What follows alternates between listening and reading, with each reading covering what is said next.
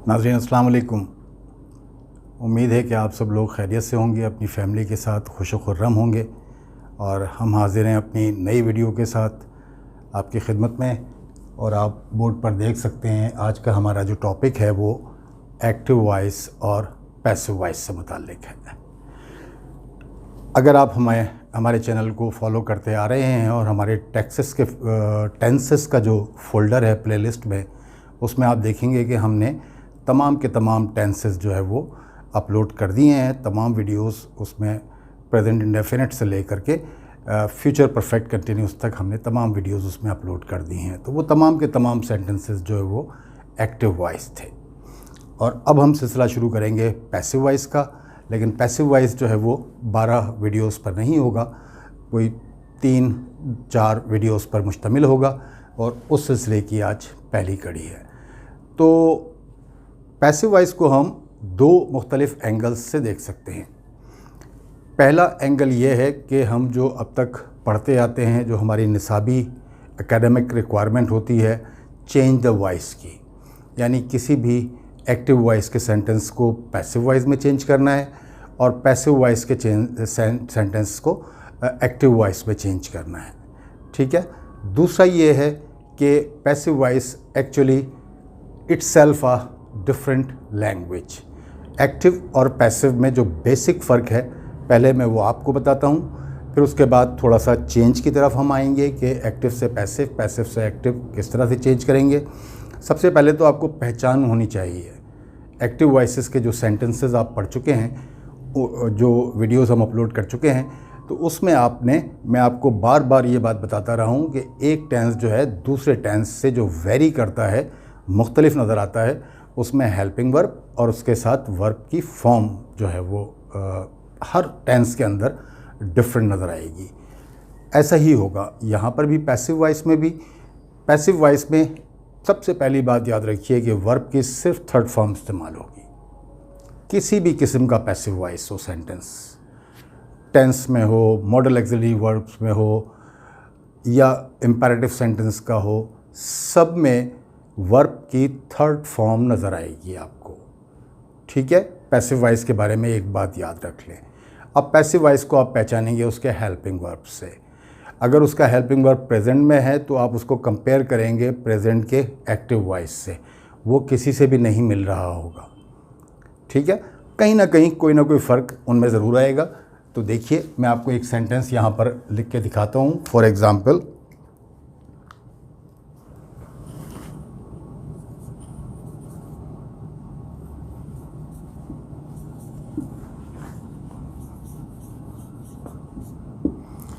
She writes a letter. ठीक है। अब ये सेंटेंस जो है वो आप, अगर आपने एक्टिव वॉइस के टेंसेस को सही तरह से देखा हो, उन्हें समझा हो, तो आप पहचान जाएंगे कि ये सब्जेक्ट के बाद हेल्पिंग वर्ब कोई नहीं है और वर्ब की फर्स्ट फॉर्म के साथ एस इस्तेमाल हुआ है, तो ये प्रेजेंट इंडेफिनिट है। ठीक है। तो अब इसको हम पैसिव वॉइस में चेंज कर रहे हैं। पहले मैं चेंज कर दूंगा, फिर आपको समझाऊंगा।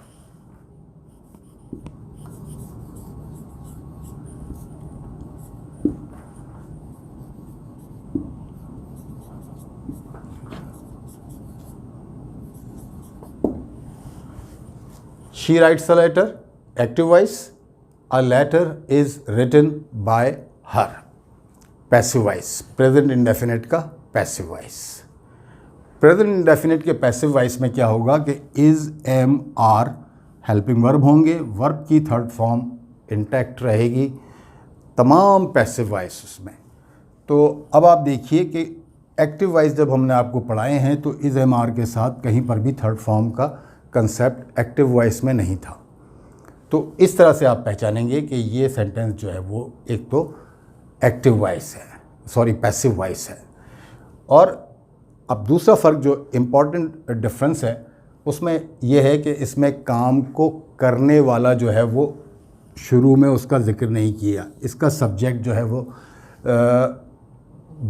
डूअर नहीं है, काम को करने वाला नहीं है। जैसे इसमें था शी राइट्स, वो लिखती है, तो लिखने वाली जो थी उसका ज़िक्र हमने पहले किया था। लिखने का काम जो करती है उसका ज़िक्र हमने पहले किया था।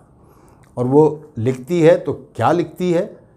अब जो क्या लिखती है, ऑब्जेक्ट जो था हमारा वो अहमियत इख्तियार कर गया। A letter is written by her, तो a letter is written, a letter ये ऑब्जेक्ट पहले आ जाएगा, फिर प्रेजेंट इंडेफिनिट है चूँकि ये, तो इज़ आ गया, वर्ब की थर्ड फॉर्म आ गई। इज़ इस वजह से आया कि अ लेटर है, और शी जो था सब्जेक्ट हमारा वो बाय के साथ जो है वो अपने ऑब्जेक्टिव केस में चला गया। शी का ऑब्जेक्टिव केस हर है। तो चेंज करते वक्त जितने भी सब्जेक्ट में प्रोनाउन होंगे वो मैं आपको यहाँ पर बता देता हूँ कि किस तरह से चेंज हो जाएंगे। देखिए, आई अगर आपका सब्जेक्ट था तो वो बाय मी हो जाएगा, ठीक है।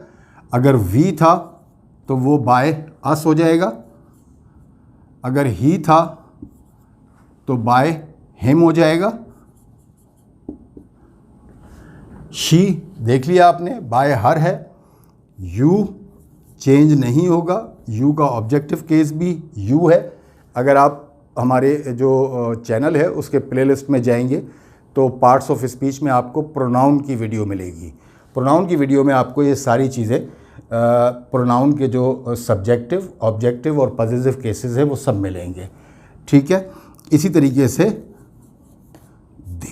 दे होगा तो वो देम में तब्दील हो जाएगा, बाय देम, बाय यू, ठीक है। अगर एक्टिव वॉइस के सब्जेक्ट में इनमें से जो भी प्रोनाउन होगा वो इस तरह से चेंज होगा। आई मी में चेंज होगा, वी अस में, ही हिम में, और यू ही रहेगा, और दे जो है देम में चेंज हो जाएगा। और इन सबसे पहले फिर बाय लगेगा सब्जेक्ट को, अगर आप आखिर में ले जाएंगे पैसिव बनाते वक्त। अगर क्या, बल्कि ले जाना ही पड़ेगा, क्योंकि एक्टिव पैसिव वॉइस का सेंटेंस जो है वो ऑब्जेक्ट से शुरू होता है, जिस पर काम का असर होता है, ऑब्जेक्ट से शुरू होता है।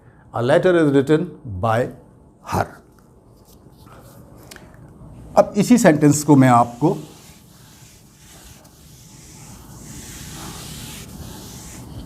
दोबारा लिखता हूं। She wrote a letter.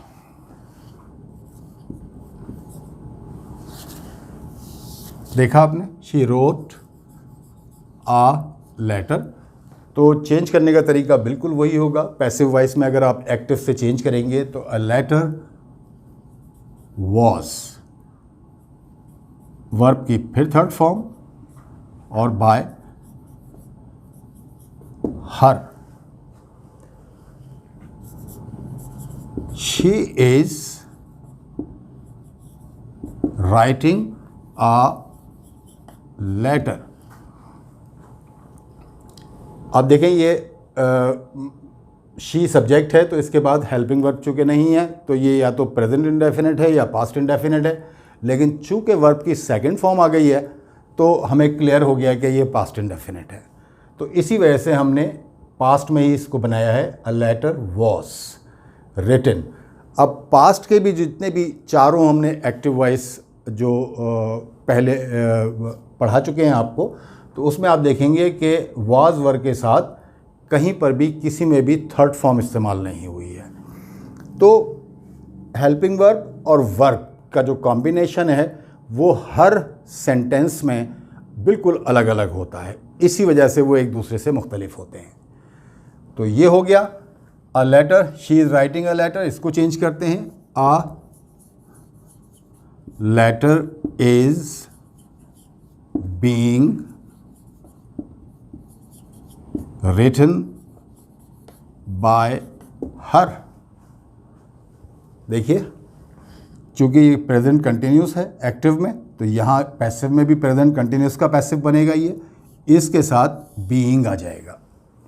A letter is being verb की वही थर्ड फॉर्म जो मैं आपको बता चुका हूँ। A letter is being written by her. अब अगर यही होता कि she was writing a letter, यहाँ पर वॉज होता तो ये पास्ट कंटिन्यूस का एक्टिव होता। इसको हम चेंज करते हैं, a letter was being written by her. अब देखिए, she has written a letter। ये मैं ऊपर वाला सेंटेंस मिटा रहा हूँ। इसका जो पैसिव होगा वो ये होगा, a letter has been written by her। A letter is written, has been written by her। तो has been और फिर थर्ड फॉर्म ये एक्टिव में कहीं पर भी नहीं थी प्रेजेंट के सेंटेंसेस में। ये प्रेजेंट परफेक्ट है, she has written a letter, active voice में है जो हम पढ़ चुके हैं। इसको हमने जब पैसिव में चेंज किया तो अ लेटर हैज़ बीन, फ़र्क आ गया ना, इसमें बीन भी साथ में आ गया। थर्ड फॉर्म दोनों में है इत्तेफाक से, हैज़ दोनों में है, लेकिन दोनों के दरमियान में जब बीन आ गया और थर्ड फॉर्म के साथ आया है तो इसका मतलब है ये पैसिव है। और पैसिव की दूसरी निशानी ये है कि जो सेंटेंस जिससे शुरू हुआ है वो डूअर नहीं है, काम को करने वाला नहीं है। ठीक है, तो ये जो है वो पैसिव, एक्टिव को पैसिव में चेंज करते हैं इस तरीके से।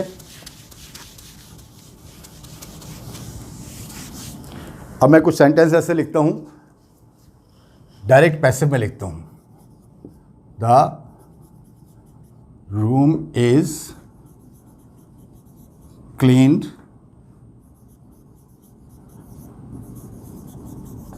Every day. वैसे तो देखिए जो चेंज द वॉइस होता है इसका प्रैक्टिकली कोई इतना यूज़ नहीं होता। फॉर एग्ज़ाम्पल जैसे आई ईट अ मैंगो, ठीक है ना, मैं आम खाता हूँ, सही तरीका बोलने का ये है a mango is eaten by me, एक आम मुझसे खाया जाता है। ये नॉर्मली इस तरह से बोला नहीं जाता, लेकिन सिर्फ आपको सिखाने के लिए जो है वो हम इस तरह से इसको चेंज करना पहले सिखाते हैं, उसके बाद आपकी समझ में ताकि आ जाए कि असल पैसिव जो है वो देखिए ये सेंटेंस है कि जिसमें डूअर है ही नहीं। काम क्या हो रहा है, क्लीन, सफाई करना, साफ़ करना। साफ़ करने वाला जो है ना कोई भी चीज़ नहीं, कोई नहीं है। जो चीज़ साफ़ की जाती है, द रूम, कमरा, उसकी अहमियत ज़्यादा है यहाँ पर। और सेंटेंस जो है वो मुकम्मल है और लॉजिकल सेंटेंस है, डेली यूज़ में होने वाला सेंटेंस है, ये पैसिव है। The room is cleaned every day. कमरे की हर रोज़ सफाई की जाती है, कमरा हर रोज़ साफ़ किया जाता है। ठीक है, अब चाहें तो आप इसमें जो है ना वो कर सकते हैं, the made cleans the room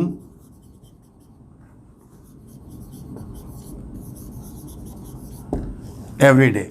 इसी सेंटेंस को हमने एक्टिव में लिखा है, चेंज नहीं किया है। चेंज करने का तरीका फिर मैं आपको बताऊंगा। जिस सेंटेंस में सब्जेक्ट ही नहीं होगा उसको अगर चेंज करने के लिए आपको कहा जाएगा एकेडमिक पॉइंट ऑफ व्यू से, तो फिर उसका दूसरा तरीका भी है। मैं आपको मिसाल देने के लिए इसे समझा रहा हूँ कि हमने इसमें एक सब्जेक्ट अपनी तरफ से ऐड कर दिया, इसको एक्टिव वॉइस का सेंटेंस बनाने के लिए, रूटीन यूज़ का। The mad cleans the room every day, कि नौकरानी जो है वो रोज़ाना कमरे को साफ़ करती है। अब यहाँ पर साफ़ करने वाले का जिक्र पहले है, the mad, the doer of this action, which action, clean. ठीक है, तो ये मैंने वैसे आपको सिर्फ फ़र्क समझाने के लिए। अब हम बाकायदा इस सेंटेंस को जो है वो पैसिव में एकेडमिक पॉइंट ऑफ व्यू से चेंज करते हैं। अब जिसमें सब्जेक्ट का जिक्र नहीं होगा तो उसमें आप क्या करेंगे, पहले तो पहचानेंगे कि ये टेंस कौन सा है, इज़ है और थर्ड फॉर्म है, तो इसका मतलब है ये प्रेजेंट इंडेफिनिट है। ठीक है, क्योंकि अगर ये प्रेजेंट कंटिन्यूस होता तो इज़ बीइंग क्लीन्ड होता। ठीक है, अगर ये प्रेजेंट परफेक्ट होता तो हैज़ बीन क्लीन्ड होता, लेकिन चूंकि इज़ क्लीन्ड है तो ये प्रेजेंट इंडेफिनिट का पैसिव है। ठीक है, अब हम इसको चेंज करेंगे। जहाँ सब्जेक्ट नहीं होगा वहाँ हमेशा आप टेम्परेरी सब्जेक्ट के तौर पर somebody को सब्जेक्ट के तौर पे इस्तेमाल करेंगे।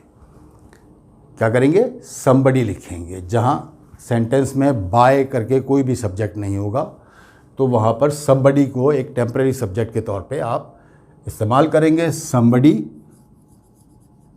cleans the room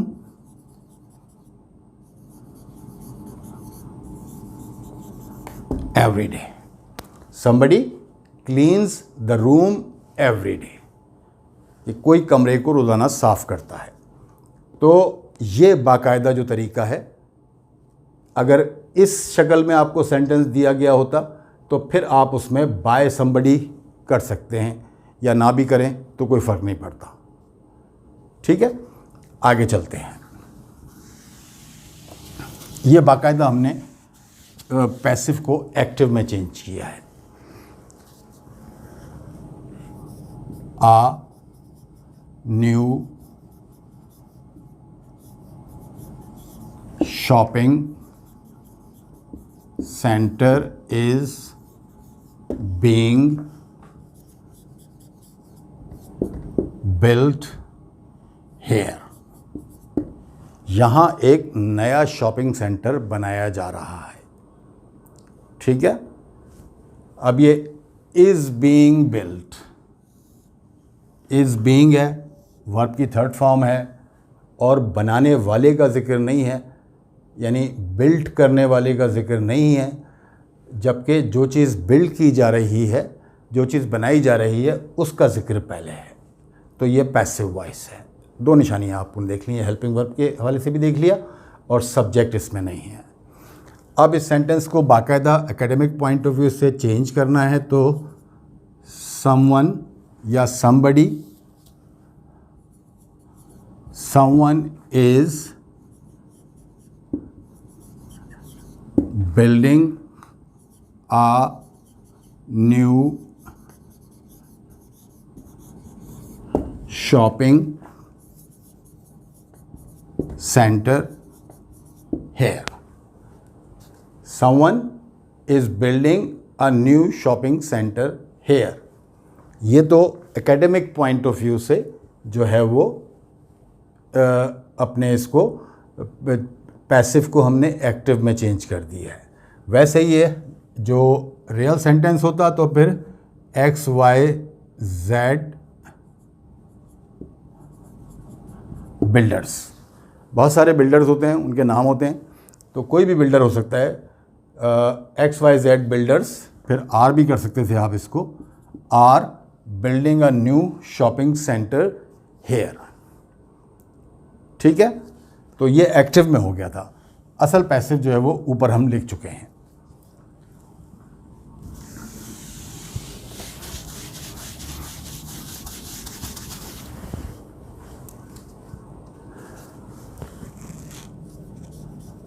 six robbers were arrested in the raid last night। गुज़िश्ता रात रेड में यानी छापे में 6 लुटेरे डाकू 6 लुटेरे जो है वो गिरफ्तार हुए। गिरफ्तार करने वाला कौन है उसका इसमें ज़िक्र नहीं है। ठीक है, अब अगर ये इसमें अगर जिक्र करना भी चाहें तो यहाँ पर ऑफ कोर्स पुलिस ने किया होगा, तो बाय द पुलिस। ठीक है, ये अगर इस तरह आता है 6 robbers were arrested by the police in the red last night, तो इसको चेंज कर सकते हैं the police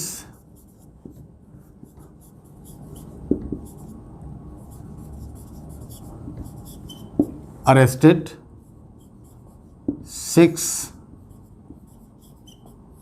robbers in the raid last night। Academic point of view से कि बाय द पुलिस तो ठीक है, चेंज करना सिखाने के लिए आपको, अदरवाइज़ ये कहा जाए कि कल रात छापे में 6 लुटेरे पुलिस से गिरफ्तार किए गए, तो अजीब सा जुमला है। जबकि ये दूसरा जुमला जो एक्टिव है ये लॉजिकल नज़र आता है। The police arrested 6 robbers in the red last night. Police ने कल रात छापे में 6 लुटेरों को गिरफ्तार किया। ये लॉजिकल सेंटेंस है और नॉर्मल सा सेंटेंस है जो डेली यूज़ में आता है।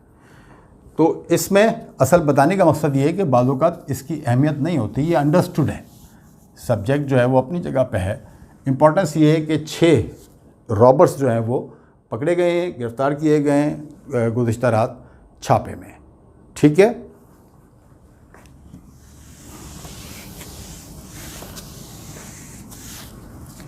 एक सेंटेंस में आपको और लिखता हूँ।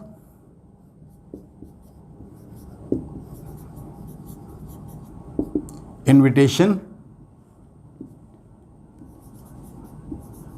Cards have been sent to all the friends.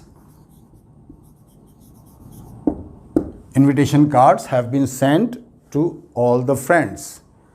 के दावतनामे जो हैं वो या दावती कार्ड जो हैं वो तमाम दोस्तों को भेज दिए गए हैं।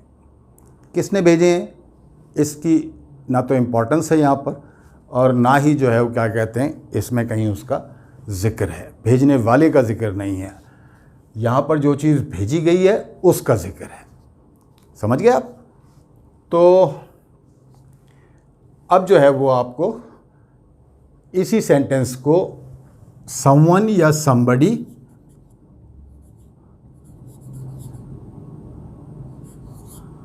क्योंकि इसमें बाय करके कुछ भी नहीं है, आप चाहें तो अब हम चेंज करेंगे तो फिर इसको थोड़ा सा और दोबारा बताएंगे आपको।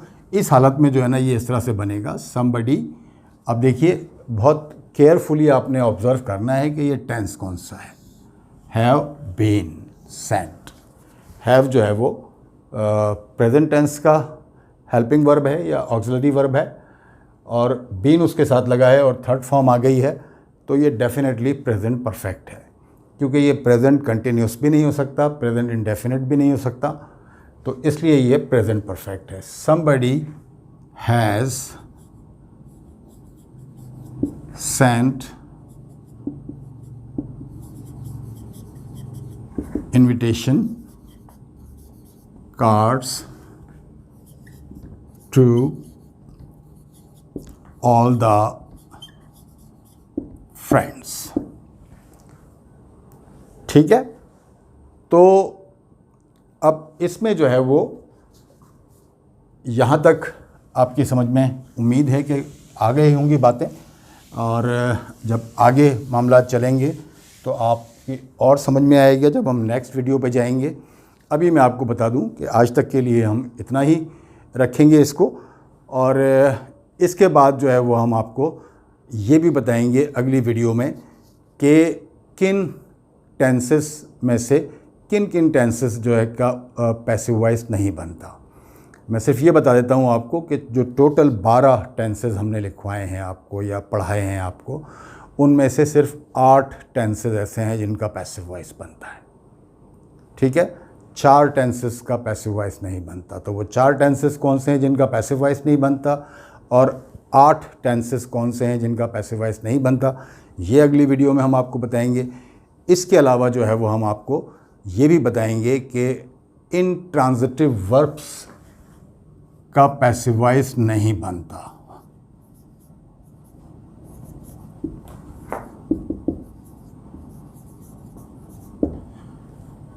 जिस सेंटेंस में इन ट्रांजिटिव वर्ब होगा वो पैसिव वॉइस में चेंज नहीं हो सकता।